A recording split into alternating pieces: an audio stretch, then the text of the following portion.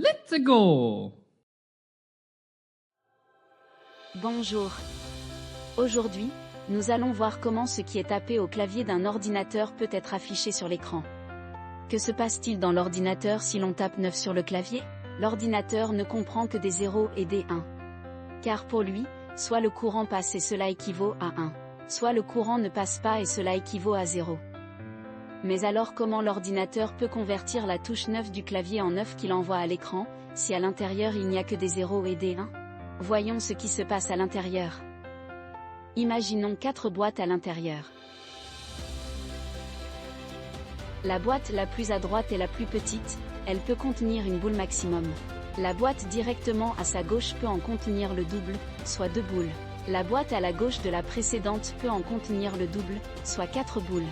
Et enfin, la dernière boîte peut en contenir le double, soit 8 boules. En appuyant sur la touche 9, c'est comme si à l'intérieur, l'ordinateur percevait 9 boules. L'ordinateur commence par la plus grosse boîte et il ne fait que des boîtes pleines.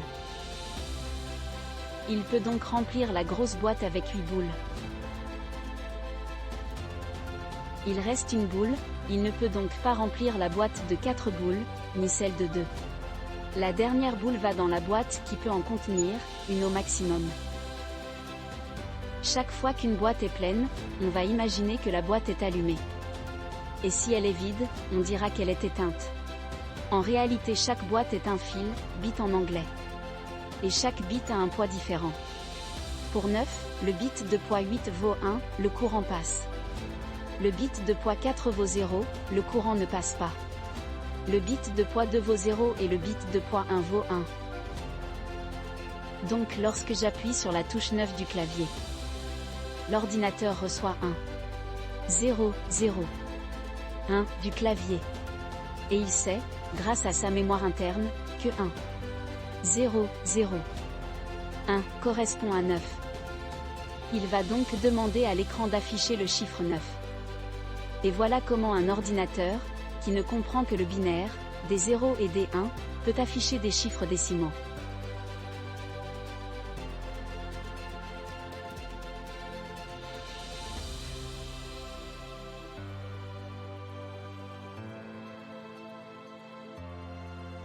Mais si j'appuie sur la touche A, par exemple, que se passe-t-il à l'écran? En fait, chaque touche du clavier a un nombre décimal qui lui correspond. Et ce nombre décimal a, comme on l'a vu précédemment, un nombre binaire qui lui correspond également. Comme on peut le voir, il y a plus de touches sur le clavier que de chiffres binaires possibles à 4 bits. Pour résoudre ce problème, un ordinateur utilise non pas 4 bits, mais 8 bits que l'on appelle un octet. Et comme pour les 4 premiers bits, les suivants doublent de valeur en allant de la droite vers la gauche. Ainsi la touche A, qui correspond à 65 en décimale, s'écrit 01000001 en binaire. Et voilà comment finalement, un ordinateur qui ne comprend que des 0 et des 1, peut afficher toutes sortes de caractères sur l'écran.